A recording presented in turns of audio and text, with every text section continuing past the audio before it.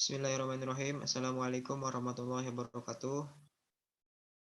Puji bagi Allah, salam bagi Rasul. Pertama-tama yang terhormat, dosen pengampu mata kuliah Bahasa Indonesia. Yang terhormat juga rekan-rekan teman-teman dari kelas A. Dan juga yang saya hormati teman-teman dari kelompok 3 yang pada kesempatan kali ini akan memaparkan hasil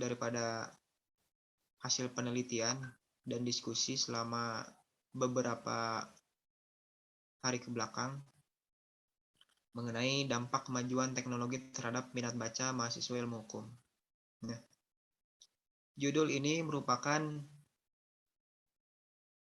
urgensi dari masalah-masalah yang telah kami rangkum dan menciptakan sebuah judul mengenai dampak kemajuan teknologi.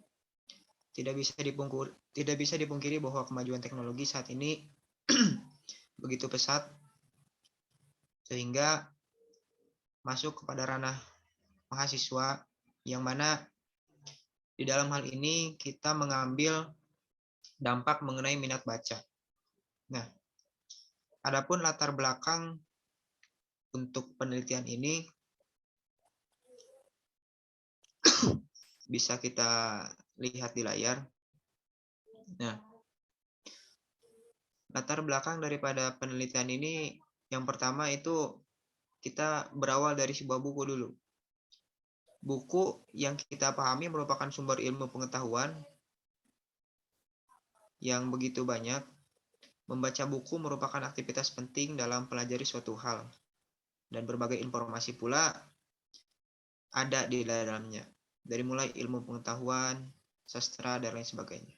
Nah, dikaitkan dengan kemajuan teknologi, ini begitu penting kita untuk pahami bahwa dampak positif dan negatif daripada kemajuan teknologi itu sangat terasa kepada orang-orang yang memang suka membaca buku ataupun memang jauh daripada buku itu sendiri.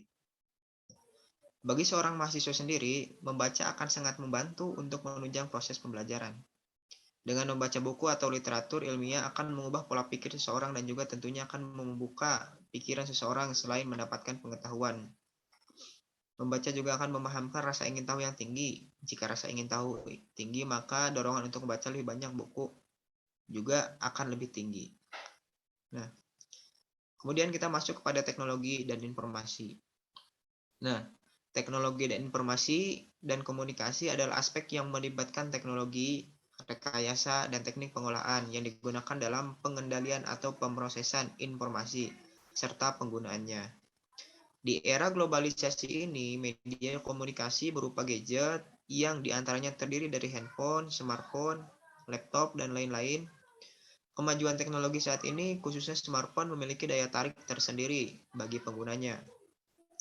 Baik usia muda ataupun tua, semuanya membutuhkan gadget untuk menunjang kehidupannya. Nah, jadi itu merupakan latar belakang daripada kita kelompok 3 untuk memulai penelitian dengan judul tersebut. Maka latar belakang ini semoga dapat dipahami oleh rekan-rekan semua ataupun dengan pembaca nantinya ataupun pendengar nantinya, agar memudahkan kita untuk mengelompokkan apakah kemajuan teknologi ini berdampak positif ataupun berdampak negatif, yang nantinya akan disambung oleh rekan-rekan saya supaya lebih terperinci lagi mengenai judul yang telah saya sampaikan. Kepada rekan saya yang akan menyampaikan, dipersilahkan.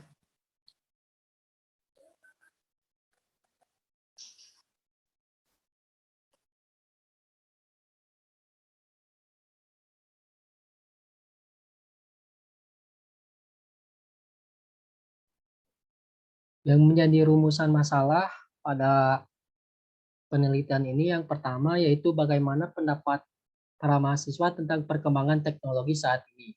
Yang kedua, apa saja faktor-faktor yang mempengaruhi minat baca mahasiswa. Yang ketiga, bagaimana solusi yang dapat digunakan agar perkembangan teknologi dapat meningkatkan minat baca mahasiswa. Kemudian yaitu yang selanjutnya yaitu tentang tujuan penelitian. Tentunya tujuan penelitian ini sangat berhubungan dengan rumusan masalah di atas. Di antaranya, A. Memperoleh gambaran para mahasiswa terhadap perkembangan teknologi yang kian berkembang saat ini. B. Untuk mengetahui faktor-faktor yang mempengaruhi minat baca mahasiswa. Yang C. Mengetahui cara yang dapat digunakan agar perkembangan teknologi dapat memberikan dampak yang positif untuk meningkatkan minat baca mahasiswanya. Adapun manfaat penelitian.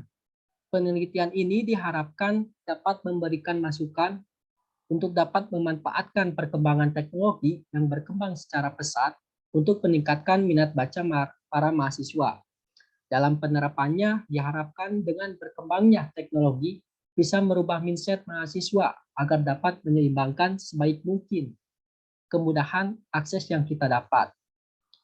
Adapun metode penelitian yang kami lakukan, penelitian dilakukan di lingkup mahasiswa ilmu hukum Universitas Islam Negeri Sunan Gunung Jati Bandung.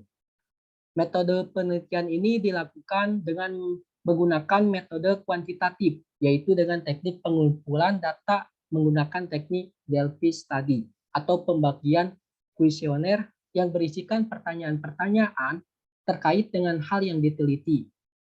Delphi Study merupakan prosedur penelitian dengan menggunakan kuesioner yang didesain untuk mendapatkan konsensus dari respon yang diberikan oleh responden. Adapun beberapa pertanyaan yang kami ajukan meliputi yang pertama, seberapa sering Anda membaca buku? Yang kedua, seberapa sering Anda pergi ke perpustakaan untuk membaca buku? Yang ketiga, dalam sehari lebih sering membaca buku atau bermain smartphone? Yang keempat, dalam sehari berapa lama waktu yang Anda habiskan untuk bermain smartphone? Yang kelima, dalam sehari berapa lama waktu yang Anda habiskan untuk membaca buku itu? Selain itu, masih banyak lagi pertanyaan yang kami ajukan kepada para mahasiswa melalui kuesioner yang kami telah siapkan. Dari hasil wawancara tersebut, kemudian kami dapat mendapatkan hasil yang nantinya akan digunakan dalam penelitian ini agar hasil yang didapatkan valid. Untuk pembahasan selanjutnya akan disampaikan oleh teman saya. Silakan.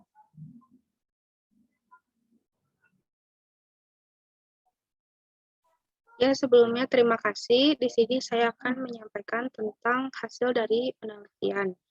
Dari penelitian ini, kami dapat memperoleh hasil bahwa jenis buku yang dibaca itu dapat mempengaruhi minat baca seseorang. Dari 16 mahasiswa, 6 diantaranya menyukai buku novel, 5 diantaranya memilih buku dengan tema sejarah, dan 5 lainnya memilih buku dengan tema bebas, contohnya adalah self-improvement. Selain itu, kami juga memperoleh hasil bahwa mahasiswa cenderung lebih menghabiskan waktunya untuk bermain smartphone. Dari 16 mahasiswa, 15 diantaranya lebih sering bermain smartphone dibandingkan dengan membaca buku, serta rentan waktu yang digunakan untuk membaca buku dalam sehari kurang lebih 1 jam. Sedangkan waktu yang digunakan untuk bermain smartphone dalam sehari dapat mencapai 5-6 jam. Kami juga memperoleh beberapa pendapat mahasiswa perihal perkembangan teknologi saat ini. Menurut mereka, perkembangan teknologi yang berkembang secara pesat ini sangat memberikan efek yang baik, dikarenakan teknologi dapat memberikan kemudahan bagi para penggunanya. Hal ini juga termasuk ke dalam minat baca seseorang. Menurut mereka, teknologi dapat meningkatkan minat baca dikarenakan teknologi memberikan fitur yang beragam seperti kemudahan mengakses electronic book atau mencari referensi belajar dari berbagai platform yang ada. Namun ada juga yang berpendapat bahwa teknologi itu belum tentu bisa meningkatkan minat baca dikarenakan efek yang dihasilkan oleh teknologi terhadap minat baca belum terlihat secara signifikan. Mungkin sekian yang dapat disampaikan oleh saya. Untuk penjelasan selanjutnya akan diterangkan oleh teman saya. Dipersilakan. Baik, terima kasih. Selanjutnya ada solusi yang dapat digunakan agar perkembangan teknologi dapat meningkatkan minat baca mahasiswa. Bisa ditunjukkan. Baik. Pertama, biasanya kebanyakan orang akan membaca buku jika ada hal-hal yang pentingnya untuk membaca. Salah satunya dengan diberikan tugas kepada mahasiswa. Dengan cara ini, efektif membuat mahasiswa membaca buku. Yang kedua, membuat daftar buku apa yang akan dibaca pada hari ini dan berapa lama akan ditamatkan. Yang ketiga, mengikuti forum kajian yang membahas ulasan sebuah buku. Biasanya di kalangan mahasiswa, banyak organisasi yang membuat program tersebut. Ada dua cara mengikutinya, secara online, lewat sosial media, menggunakan Zoom, Google Meet, dan lain-lain. Atau mengikuti kajian secara langsung dengan mendatangi. Beberapa solusi di atas tidak akan terjalankan jika memang tidak diniatkan terlebih dahulu dalam hati. Sebab tanpa niat maka tidak akan terrealisasi. Juga unsur paksaan mempengaruhi minat baca kita dalam membaca. Jadi harus dipaksakan untuk membaca. Selanjutnya yang akan saya sampaikan adalah kesimpulan. Jadi kuesioner yang telah kami bagikan kepada teman-teman mahasiswa ilmu hukum di Universitas Islam Negeri Sunan Gunung Jati, bisa ditunjukkan slide-nya.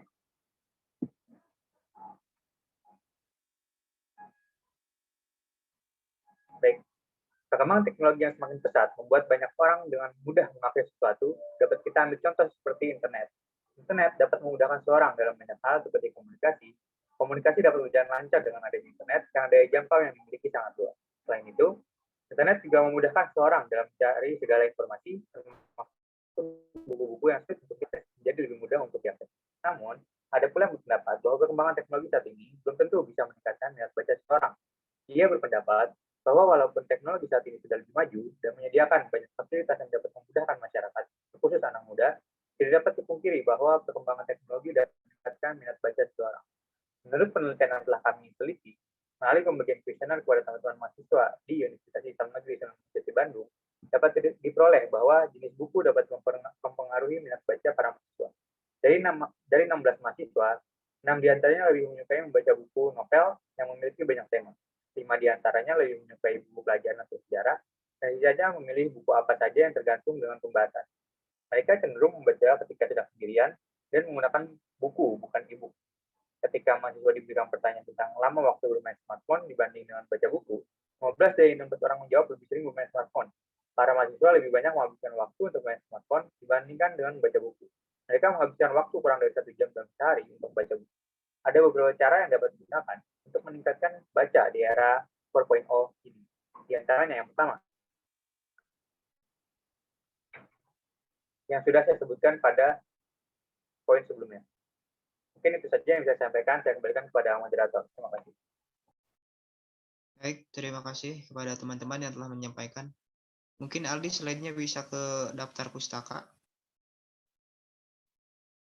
Nah, di daftar pustaka sendiri ini ada beberapa referensi yang telah kami gunakan untuk menunjang penelitian kali ini.